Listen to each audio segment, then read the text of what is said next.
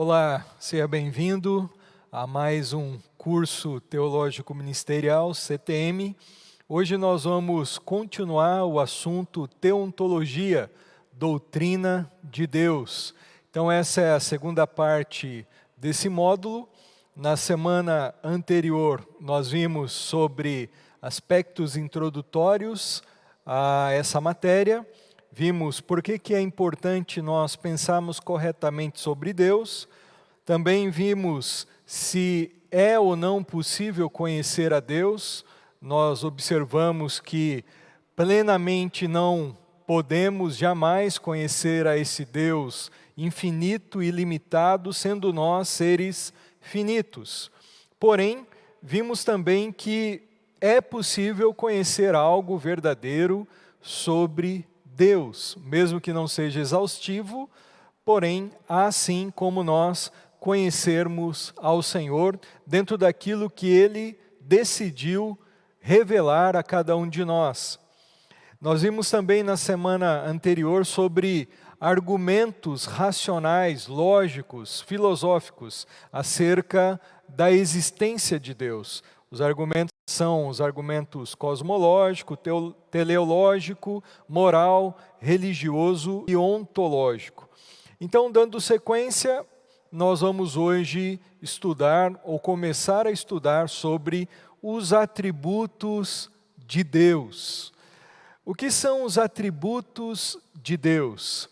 Os atributos de Deus são as qualidades pessoais e morais, características da essência do seu ser ou suas perfeições.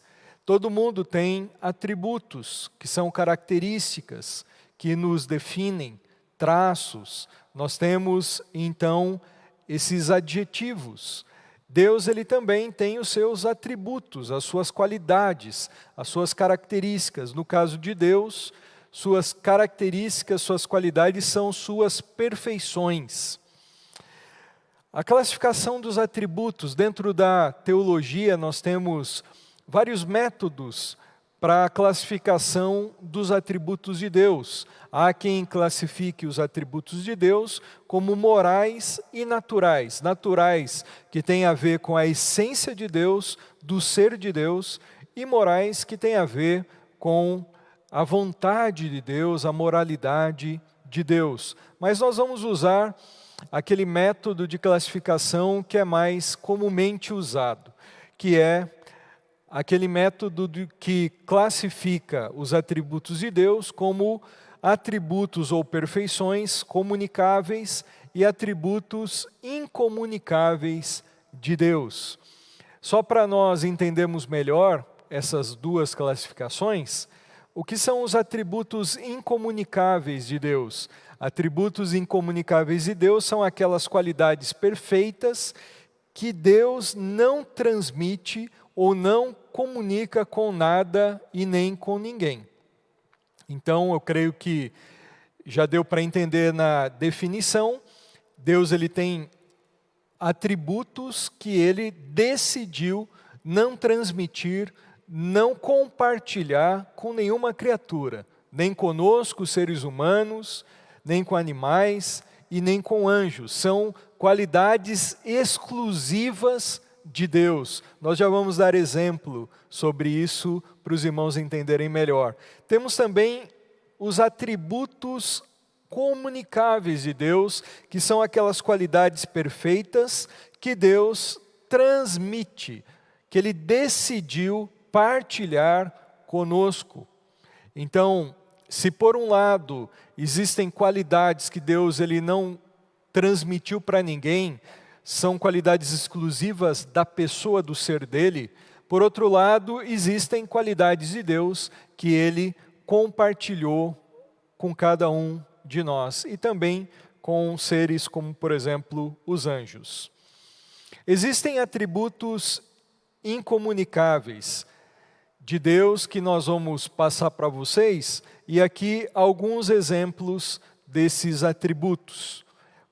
A eternidade de Deus é um atributo incomunicável do Senhor e nós vamos ver por quê.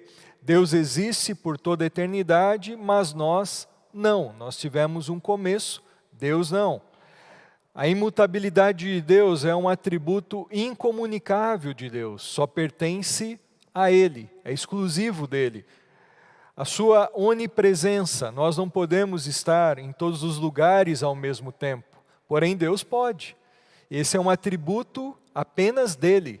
Ele não compartilhou nem mesmo com anjos, Satanás, os demônios, eles não têm esse poder de estarem o tempo todo, em todo lugar, presentes. Mas Deus, Ele pode.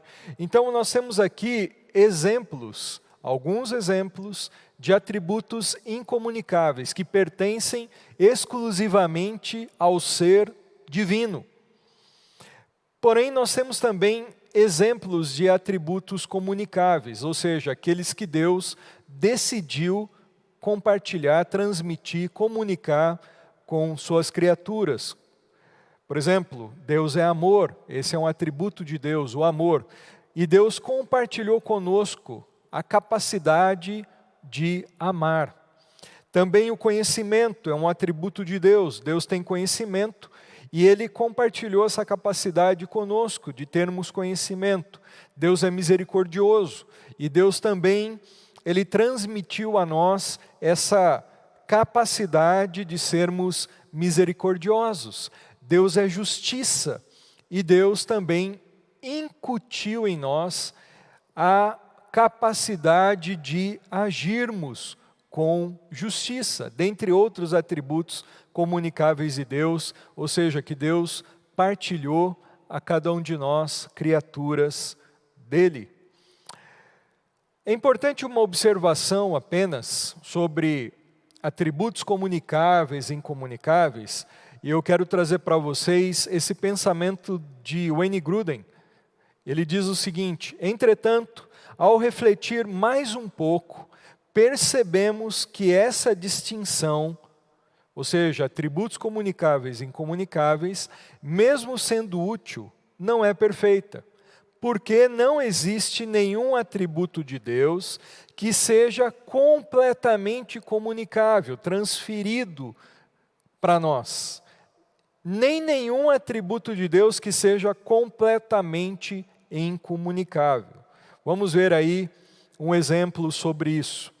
A sabedoria de Deus, que é um atributo, de forma geral seria chamada de atributo comunicável. Por quê? Porque nós podemos ser sábios, mas nós não temos a possibilidade de sermos sábios infinitamente, assim como Deus o é. Então Deus, Ele comunica esse atributo da sabedoria a nós, porém, nós não temos toda a sabedoria de Deus. Nós temos parte dessa sabedoria, aspectos dessa sabedoria. Então, apesar de ser um atributo comunicável, Deus, Ele transmitiu para o ser humano a capacidade de ser sábio. Nós não temos a capacidade de termos a mesma sabedoria de Deus, que é a sabedoria infinita. Por outro lado, nos atributos incomunicáveis são definidos de forma melhor quando afirmamos que são atributos de Deus dos quais participamos menos. Nós participamos mais dos comunicáveis, porém menos dos incomunicáveis. A questão é que mesmo os incomunicáveis, Deus, Ele partilha algum aspecto disso a cada um de nós. Por exemplo, Deus é imutável. A imutabilidade é um atributo incomunicável de Deus. Embora nós mudemos, nós não podemos mudar completamente.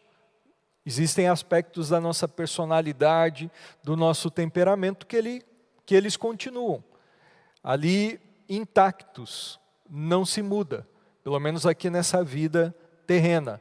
Então, apesar de nós não sermos imutáveis como Deus, em algum aspecto da nossa vida nós também não podemos mudar. Então, apesar de ser boa a classificação, a metodologia dessa divisão, tentando distinguir atributos comunicáveis e incomunicáveis, esse é um método também que não é perfeito.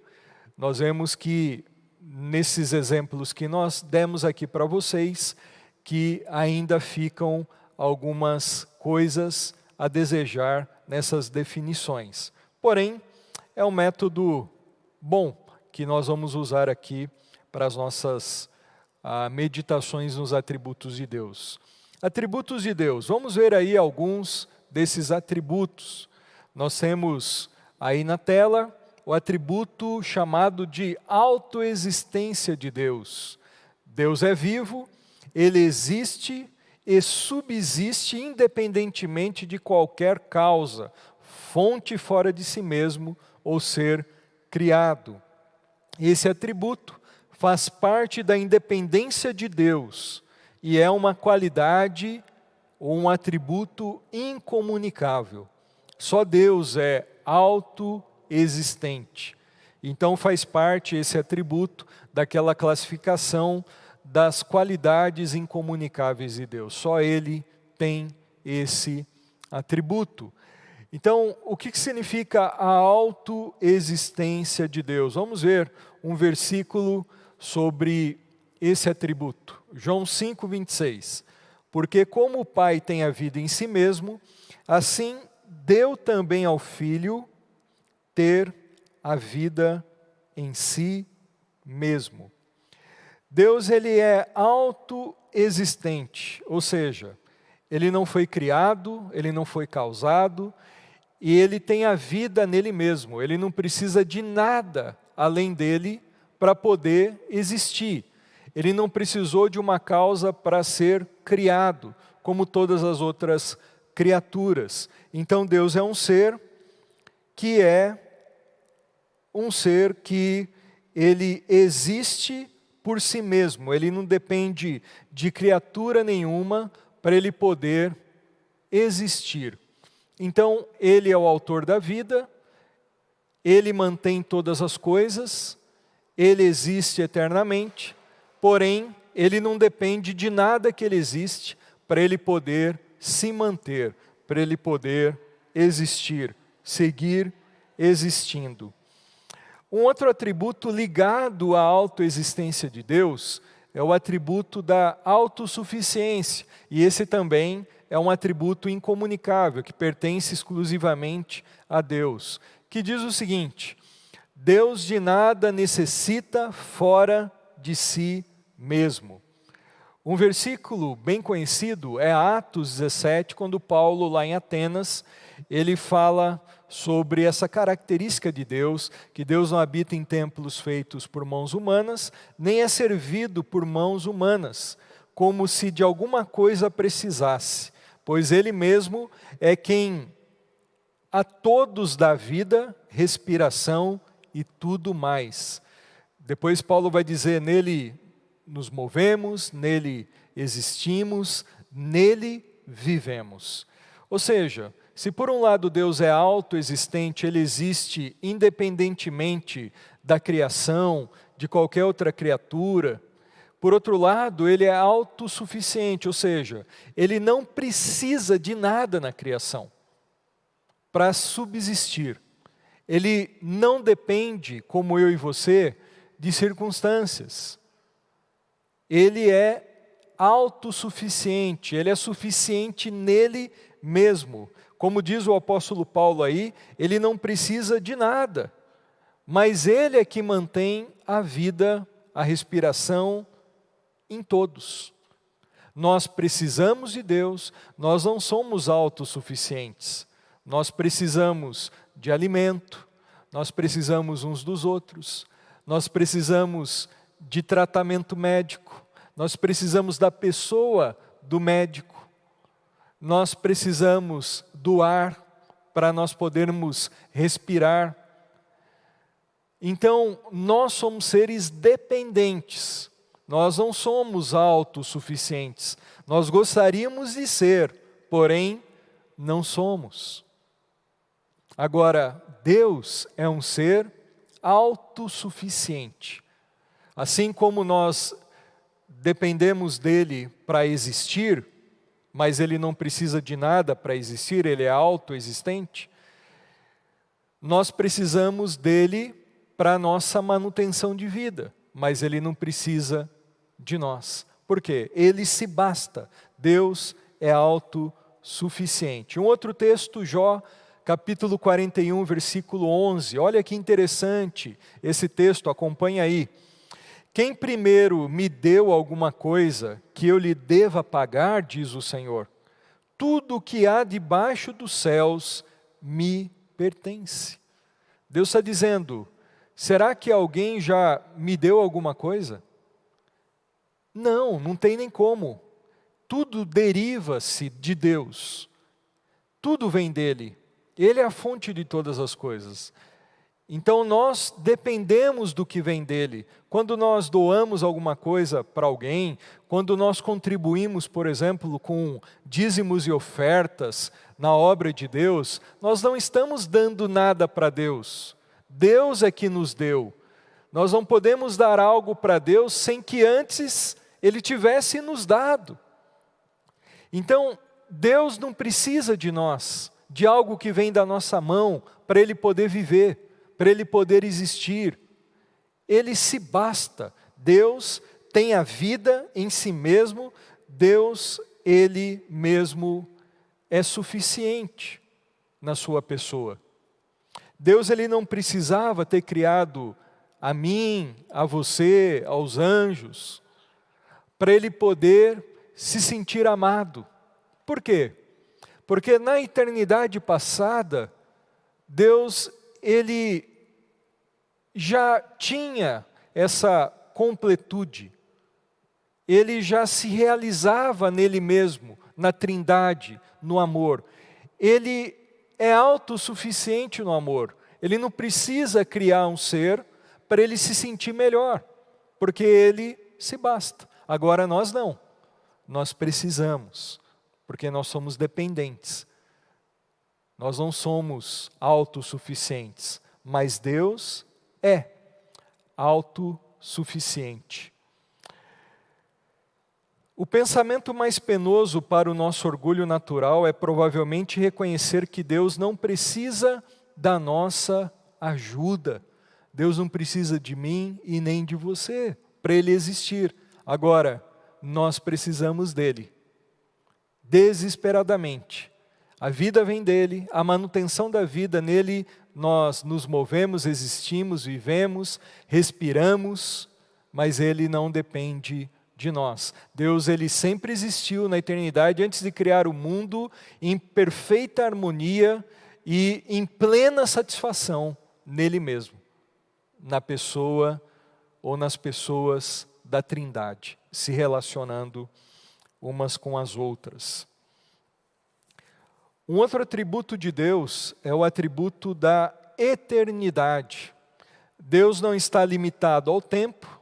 Na verdade, o Senhor é o Criador do tempo. Dizem os teólogos que antes de Deus criar o mundo, o universo, a matéria, Deus criou o tempo. No princípio, criou Deus os céus e a terra. No princípio, ali dá a entender, pressupõe a criação do tempo, o princípio, algo que começou. Então, Ele não está limitado ao tempo, Ele é o próprio Criador do tempo. A eternidade é o aspecto temporal da infinitude de Deus. Deus é um ser infinito e Ele está acima, infinitamente acima do tempo. Ele é eterno. Deus sempre existiu, existe e existirá. Deus simplesmente é. Ele é sem princípio e sem fim.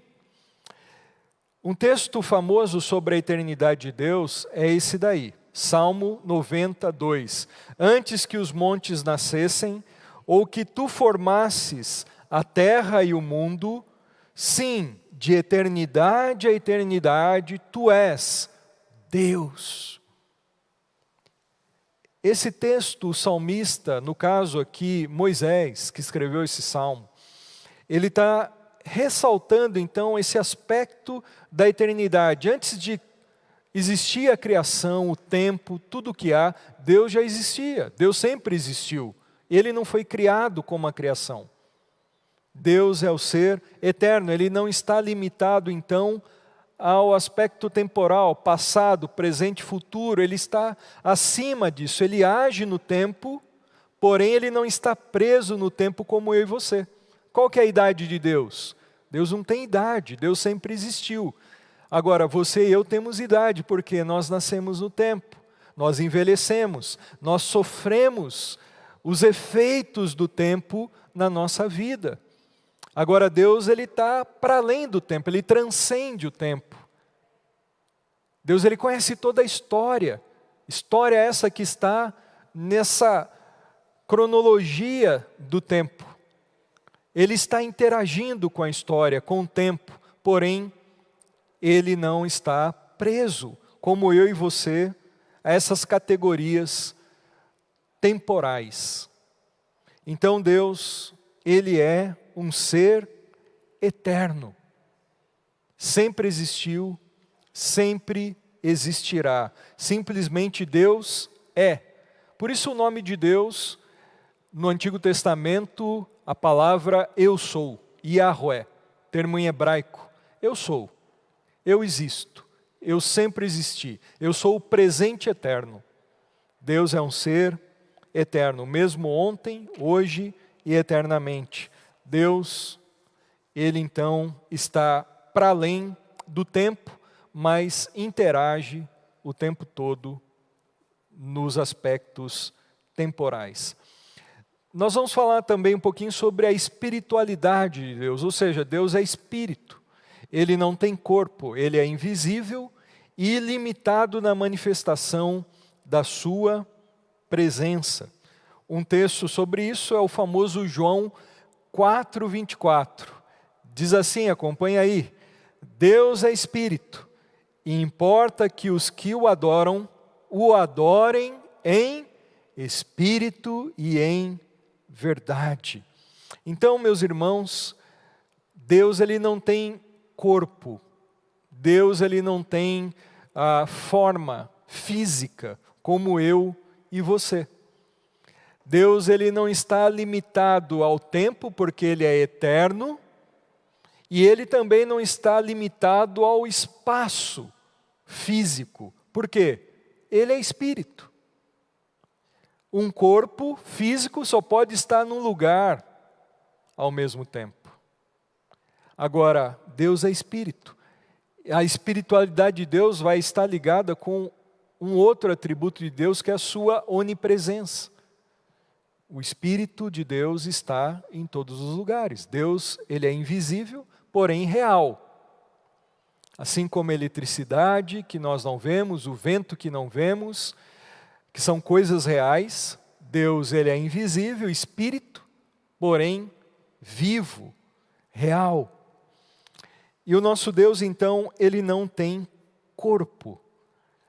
Por isso que a idolatria se torna algo que aos olhos de Deus é ilógico.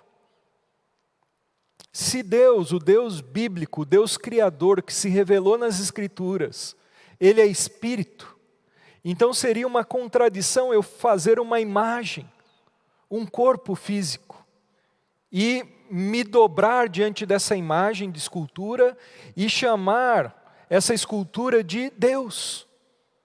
Se Deus não tem espírito, e aquela imagem só pode estar no espaço, no lugar, ela não pode estar em todos os lugares ao mesmo tempo.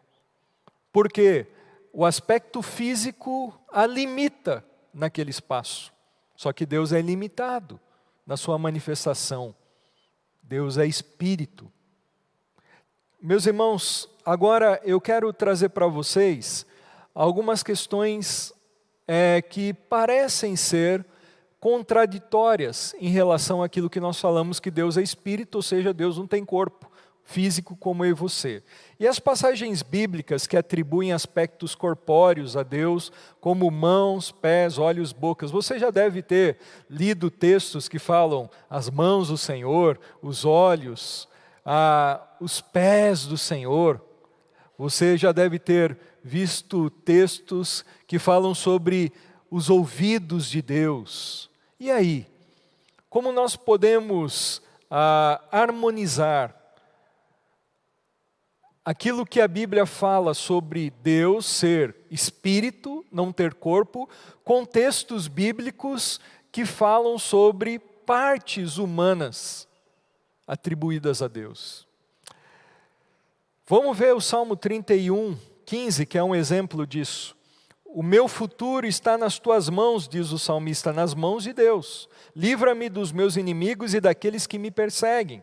Olha o Salmo 34, 15. Os olhos do Senhor voltam-se para os justos, e os seus ouvidos estão atentos ao seu grito de socorro. Então, num só versículo nós temos olhos e ouvidos atribuídos à pessoa de Deus. E aí, como nós podemos resolver essa aparente contradição nas Escrituras? Deus é Espírito, não tem forma, com essas questões de textos bíblicos que mostram partes de corpo humano ali envolvidas na pessoa de Deus.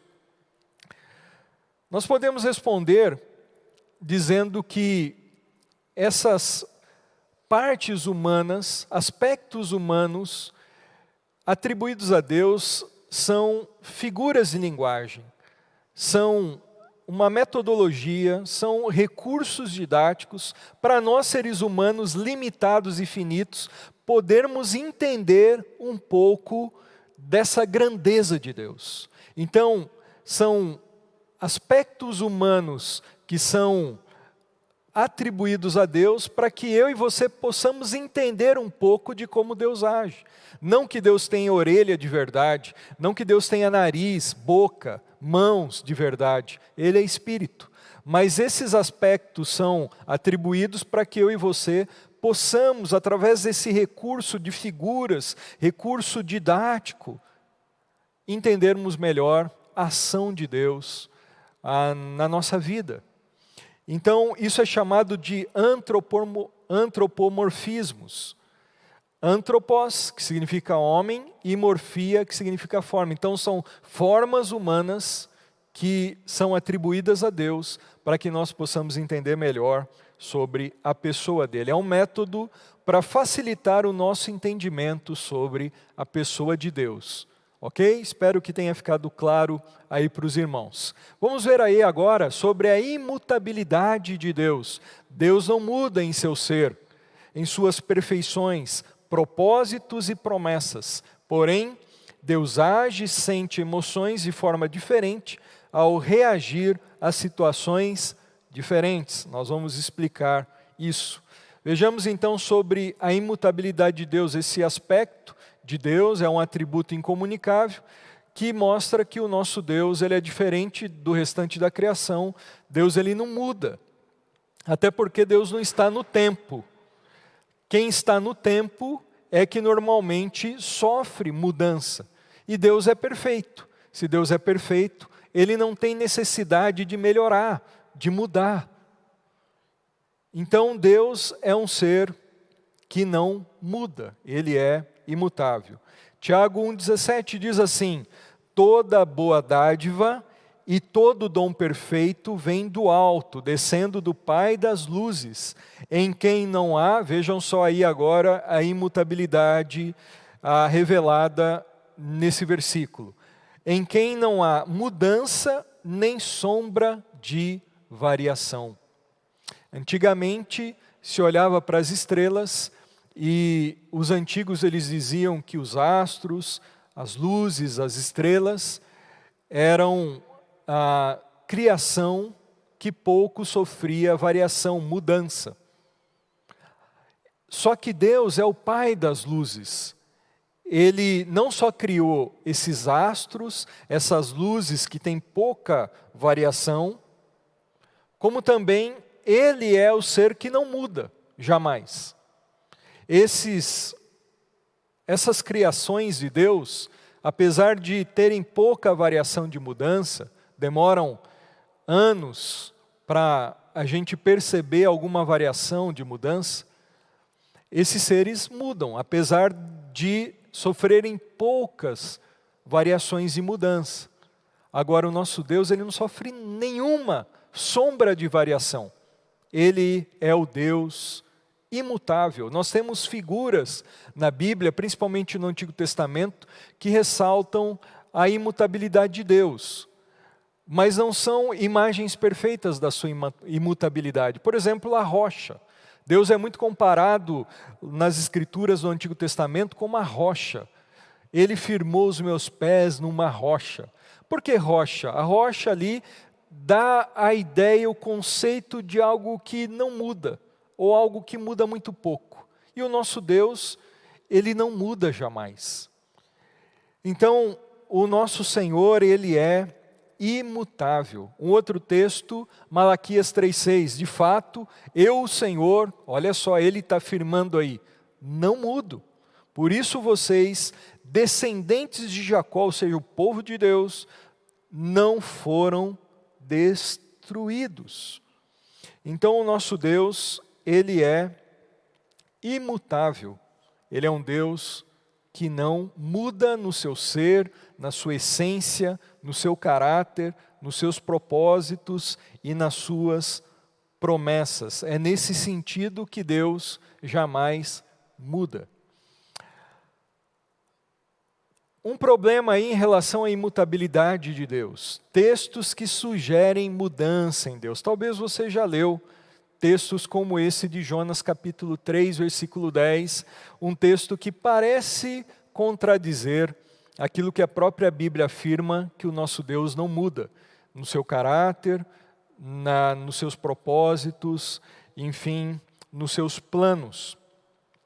Jonas 3,10 diz: Deus viu o que eles fizeram e como abandonaram os seus maus caminhos. Então Deus se arrependeu e não os destruiu como tinha ameaçado. Nós vemos aqui um texto que sugere a possibilidade de mudança em Deus. É o contexto de Jonas, quando Nínive, que era a cidade onde o profeta Jonas foi ali, até com má vontade, profetizar, chamar aquele povo ao arrependimento. Deus ele tinha prometido que destruiria Nínive, porém o profeta levou aquela mensagem e o povo de Nínive se arrependeu. Toda a cidade, inclusive o próprio governante da cidade, se arrependeu. Se arrependeu dos seus pecados. E Deus então não destruiu Nínive. E o texto diz aqui que Deus se arrependeu. Geralmente arrependimento, ele é algo que acontece com pessoas que mudam, como eu e você. Nós fizemos alguma coisa errada e nós nos arrependemos de ter feito aquilo. Nós mudamos. A palavra arrependimento significa mudança de mente. Mudamos a atitude, mudamos a forma de agir. Então aqui nós vemos essa palavra atribuída a Deus. E aí, como que nós saímos disso?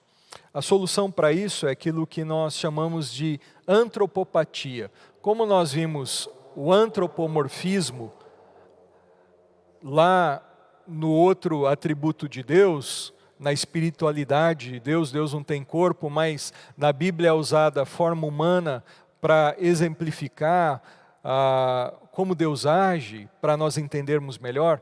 A antropopatia significa sentimentos humanos atribuídos a Deus, para que nós possamos entender um pouco desse ser ilimitado. Que se Ele não usasse desses recursos didáticos, nós não poderíamos entendê-lo, nós que somos humanos. E nós então recebemos essa linguagem humana, essas figuras que foram atribuídas a Deus, emoções humanas a Deus, para que nós pudéssemos entender. Então, quando diz que Deus se arrependeu, na verdade, é um sentimento humano que é colocado para Deus para nós entendermos um pouco do que Deus sentiu. E esse texto e outros que falam sobre isso, essa palavra arrepender, é mais ou menos aquilo que acontece com a palavra saudade. Nós temos a palavra saudade em português, porém, no inglês não tem essa palavra. Então não dá para traduzir exatamente o que significa saudade. Também no hebraico existe uma palavra que nós não temos no português uma tradução precisa. Então nós traduzimos por uma palavra, uma expressão mais próxima daquilo que o termo hebraico diz. Então fora traduzida essa palavra, esse sentimento que Deus teve ali em Nínive, como a palavra arrepender. Deus se arrependeu. E na verdade, quem se arrependeu foi Nínive, dos seus pecados, e Deus, ele então mudou não o seu caráter, ele continuou sendo justo, verdadeiro, ele não mudou seus planos, seus propósitos, porém mudou a maneira de interagir com aquele povo. O povo se arrependeu, então a forma de Deus tratar o povo também foi outra. Agora, se o povo se mantivesse ali deliberadamente nos seus pecados, Deus cumpriria a sua palavra de destruir Nínive. Ele mandou o profeta lá justamente para levar o povo ao arrependimento. E como o povo se arrependeu, Deus então tirou a sua mão, vamos dizer assim, de juízo contra Nínive, agiu com misericórdia. Porém, o ser dele, o caráter dele, a essência dele não mudou. Os propósitos dele não mudaram. Então nós temos a imutabilidade de Deus aí. E a imutabilidade, meus irmãos, traz para nós algumas questões bem práticas. Por exemplo, nós temos um Deus que nós podemos confiar. A imutabilidade de Deus está diretamente ligada à nossa confiança em Deus. Deus é digno de confiança. Ele não muda jamais. Ele é sempre amor. Eternamente amor. Ele é eterno. Os atributos de Deus estão todos interligados. Os atributos de Deus não são partes de Deus. Eles estão todos entrelaçados. Deus é amor e Ele é eterno. Então Ele é eternamente amor. E Ele é imutável. Ele não muda jamais no seu amor, por exemplo, na sua misericórdia. Não há um risco de hoje Deus ser amor ou agir com amor e amanhã não mais. Não corre o risco de Deus mudar no seu amor, nem para melhor nem para pior, porque Ele é imutável, Ele simplesmente ama, Ele é perfeito no seu amor. Então nós podemos descansar no fato de que Deus não muda, Ele sempre será amor, Ele sempre agirá perfeitamente em amor. Ele sempre será fiel, independentemente do que você faça ou deixe de fazer. Isso não muda Deus. O que eu faço ou não deixo de fazer não vai afetar como Deus age. Ele é imutável. Então nós podemos descansar nisso. Nós podemos descansar nas promessas de Deus. Aquilo que Deus prometeu, Ele vai cumprir. Ele não muda. Ele não acorda, se fosse possível isso acontecer, Ele não acorda num dia mal-humorado e decide então não cumprir mais aquilo que Ele prometeu. Um exemplo disso é sobre a vida eterna, a salvação. Seria assustador para nós lidarmos com Deus que muda de ideia o tempo todo. Nós não poderíamos ter certeza, segurança de salvação. Mas porque a Bíblia fala que Deus é imutável no seu caráter, nos seus propósitos, nos seus planos, Deus, Ele então é confiável. Nós podemos descansar que se Ele prometeu que através de Jesus Cristo, quando nós cremos no seu Filho amado, nós iríamos ter salvação, vida eterna, nós podemos sim descansar no fato de que Ele vai nos salvar. Ele não vai mudar de ideia. O que muda normalmente não é confiável 100%. Nós mudamos, somos seres mutáveis, mudamos compromissos que prometemos cumprir, mas anos depois nós mudamos de ideia, nós descumprimos, nós mudamos a nossa cabeça, o nosso pensamento sobre muitas coisas. Muitas coisas nós mudamos para melhor porque somos imperfeitos, outras coisas porque também somos imperfeitos, mudamos para pior, nós sofremos variações e seres que mudam, eles não são 100% confiáveis. Agora Deus é imutável. nós podemos colocar toda a carga da nossa vida, toda a nossa confiança nas mãos dele, porque ele sempre será quem ele sempre foi. E ele sempre cumprirá a sua palavra, as suas promessas. Então você pode confiar nesse Deus poderoso. E eu quero terminar nesse primeiro tempo dos atributos de Deus. Semana que vem nós vamos continuar os outros, com a onipotência, aliás, a onipresença de Deus. A onipresença de Deus significa que Deus está em todo lugar ou parte ao mesmo tempo. Deus não está limitado ao espaço, assim como em sua eternidade não está limitado ao tempo. Este atributo está ligado ao aspecto espacial da infinitude de Deus. Deus é um ser infinito, ele é onipresente, ele não está preso ao aspecto do espaço, assim como por causa da sua eternidade, ele não está ali aprisionado ao tempo, ele está acima do tempo. Como eu já falei, a onipresença, ela está ligada muito à espiritualidade de Deus, o fato de Deus, ele não ser um ser corpóreo. Então, onipresença significa que Deus está presente em todo lugar ou parte ao mesmo tempo. Só Deus pode isso, esse é um atributo exclusivo, incomunicável de Deus. Só uma atenção aí para nós considerarmos. Deus, ele não é tudo, nem está em tudo. Então, existem duas correntes de pensamento que dizem, por exemplo, Deus é tudo, tudo é Deus. O hinduísmo é uma religião panteísta. O panteísmo fala isso. Deus é tudo, tudo é Deus. Mas não é isso que significa onipresença. E nem que Deus está necessariamente em tudo, ok? Que é a teoria do panenteísmo. Deus, ele está presente, se faz presente em todos os lugares ao mesmo tempo. Não há um lugar onde Deus não esteja.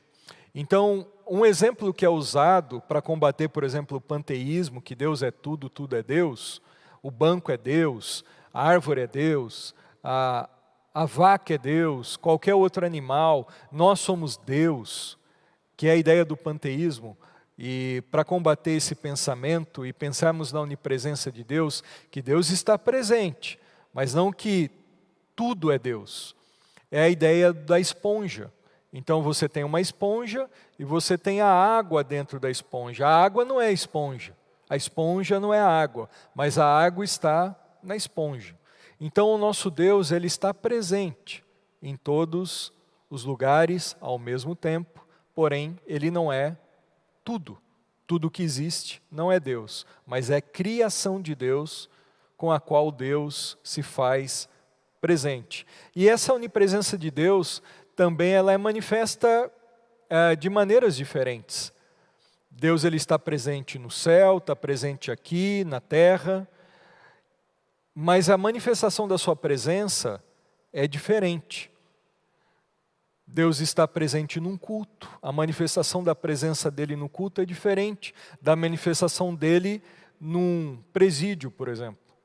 Deus, ele está presente no céu, com os santos, com os remidos, com os anjos, e ele está presente no inferno.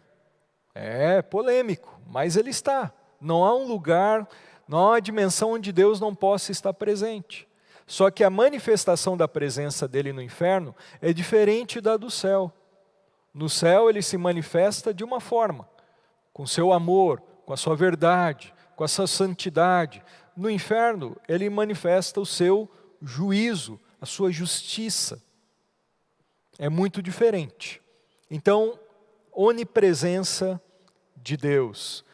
O Salmo 139 é o texto famoso que diz: para onde me irei do teu espírito, para onde fugirei da tua face? Se subir ao céu, tu estás ali. Se fizer na sepultura a minha cama, eis que tu ali estás também. Se tomar as asas da alva, se habitar nas extremidades do mar, até ali a tua mão me guiará, e a tua destra me susterá. O salmista está então contemplando esse aspecto da pessoa de Deus, a sua onipresença. Não há um lugar onde Deus não esteja, onde nós não podemos encontrar Deus. No alto, nas asas da alva, se eu pegar um avião e lá em cima, Deus está presente. Ele pode ser encontrado. Se eu pegar um submarino e descer ao oceano, o mais profundo, Deus ali está. Se eu pegar e ir para um outro país, Deus está ali. Não há um lugar onde Deus não esteja manifestando a sua presença. Isso traz para nós implicações práticas também. Por exemplo, nós podemos encontrar Deus em qualquer lugar. Nós podemos orar onde quer que nós estejamos. Deus não está limitado ao espaço físico. Deus não está cativo de um templo, por exemplo. É muito importante nós estarmos num templo cultuando, mas Deus ele não está confinado em 4 paredes. Deus está em todos os lugares, Ele é onipresente. Se não existir o templo, nós podemos cultuar e orar a Deus em qualquer lugar, porque Deus está ali. Um cristão, ele pode cultuar a Deus numa caverna, ele pode orar a Deus em cima de uma moto, em movimento, ele pode, no momento difícil da vida dele, em qualquer lugar que ele esteja, ele pode estar buscando a presença de Deus, porque Deus se faz presente em todos os lugares. Então essa é uma fonte para nós de conforto, um estímulo para nós buscarmos o Senhor em todo o tempo. Porque não há um lugar onde Deus não possa ser achado. Deus manifesta a sua presença em todos os lugares ao mesmo tempo. Ele é onipresente. Mas também essa é uma verdade exortativa, é uma verdade que deve nos gerar também temor. Porque Deus está presente em todos os lugares e Ele é santo. Lembra que os atributos de Deus estão entrelaçados. A santidade de Deus está ligada com a onipresença de Deus, assim como o amor de Deus. Deus é sempre presente em amor, mas Deus é sempre presente na sua santidade. Ele é separado do mal, Deus é justiça. Então isso deve me levar a temer o Senhor, no sentido de, isso vai trazer implicações na minha maneira como eu vivo, nas questões éticas, nas minhas escolhas, no que eu estou fazendo, quem sou eu quando ninguém está vendo, porque Deus está ali presente. Na verdade, quando nós pensamos que nós estamos desfrutando de liberdade, quando nós pensamos que ninguém está ali presente, quando nós pensamos em privacidade absoluta, nós nunca estaremos, de fato, vivenciando privacidade absoluta, porque Deus sempre está, Deus sempre é presente, a presença dEle está ali. Então isso envolve um fator prático no nosso dia a dia, nas questões da moralidade. Nada eu posso fazer sem estar na presença de Deus. Isso deve me levar a temer a Deus e a viver de uma maneira agradável a Ele, mesmo que eu faça coisas fora da presença de outros, pensando que outros não estão vendo. Eu preciso sempre me lembrar que Deus está presente. Eu devo viver uma vida, como dizem os teólogos reformados, coram Deo, diante de Deus. A onipresença de Deus tem que afetar a maneira que eu vivo, uma maneira que glorifica a Deus. Coram Deo. Eu vivo sempre diante da face de Deus. Que Deus te abençoe, que você o busque, Ele sempre é amor na sua manifestação da presença dEle. Então isso tem que estimular você a orar, a buscar o Senhor, a confiar nele. Mas também, lembre-se, Deus é santo e Ele é onipresente. Que isso nos gere temor e uma vida agradável a Ele. Semana que vem nós vamos continuar nos atributos de Deus. Que Deus abençoe vocês, que vocês cresçam no conhecimento de Deus, nas Escrituras, e que vocês possam cavar cada vez mais fundo e olhar para esse Deus maravilhoso, adorá-lo, buscá-lo e terem uma vida que glorifique o Senhor. Façam um exercício de olhar para esses atributos que vocês aprenderam hoje e tentarem relacionar esses atributos com a vida prática de vocês, porque não é só teoria, existem muitos aspectos práticos dos atributos de Deus em relação à nossa vida no dia a dia. Um grande abraço para vocês. Vão lá para o Instagram agora, coloquem lá nos stories as dúvidas de vocês referentes a essa aula. Um grande abraço.